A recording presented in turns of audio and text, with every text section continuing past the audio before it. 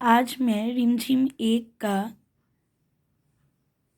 14वां पाठ पढ़ाने जा रही हूँ।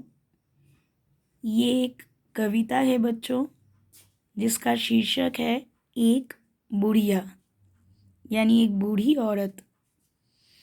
इस कविता को लिखने वाले यानी इसके रचयिता का नाम है निरंकार देव सेवक।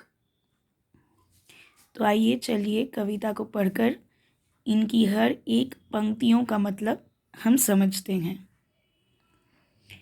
कहीं एक बुढ़िया थी जिसका नाम नहीं था कुछ भी। वह दिन भर खाली रहती थी, काम नहीं था कुछ भी।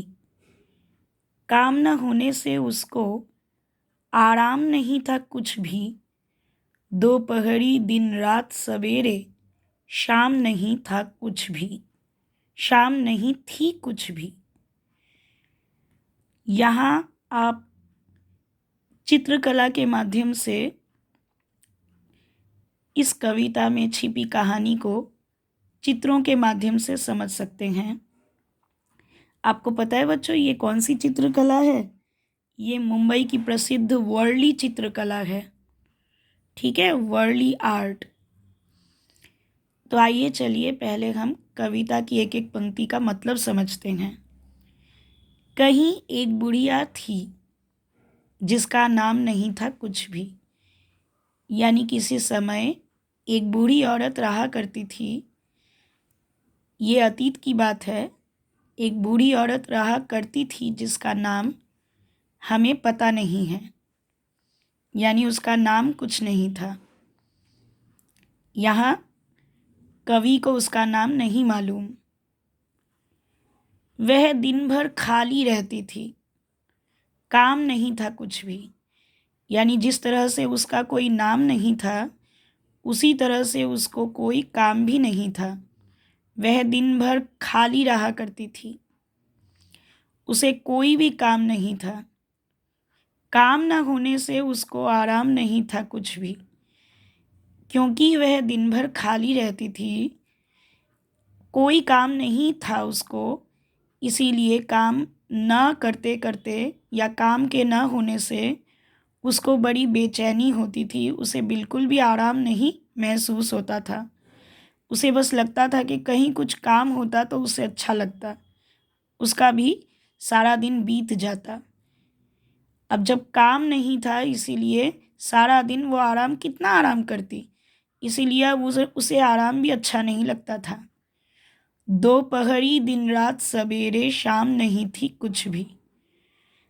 अब उसके लिए तो दोपहर क्या, दिन क्या, रात क्या, सवेरा क्या, शाम क्या, हर समय वो आराम ही आराम करती थी। बिना काम के ऐसे ही बैठी रहती थी, इसीलिए वो बहुत ही बोरियत का अनुभव करती थी। इतनी बोर हो जाया करती थी कि उसे न दोपहर का पता चलता था कि कब दोपहर हुई, कब सवेरा हुआ, कब दिन निकला, कब दोपहर हुई, कब शाम हुई और कब रात हुआ। ठीक है, तो यही है कहानी बुढ़िया की। ठीक है,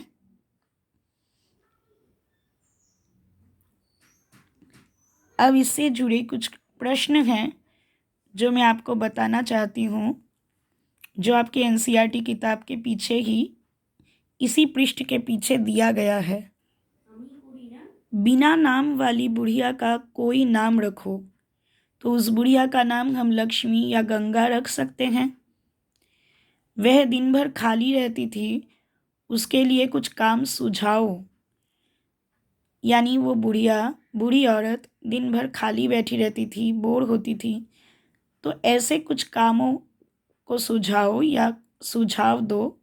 ठीक है, ऐसे कुछ काम जो एक बूढ़ी औरत के करने के लिए ठीक रहेगा। अब ऐसे कुछ काम हैं जैसे सब्जी काटना, स्वेटर बुनना, पूजा करना, चावल बीनना यानी चावल साफ करना, कपड़े सीलना या ठीक है सिलाई करना, या बागवानी करना यानी पौधों को पानी देना, बगीचे की रखवाली देखभाल करना।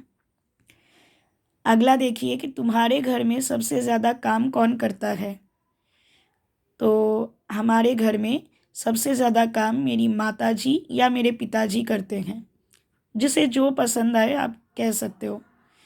तुम्हारे घर में सबसे ज़्यादा आराम कौन करता है? या तो दादा दादी जी या फिर छोटे भाई बहन। ठीक है।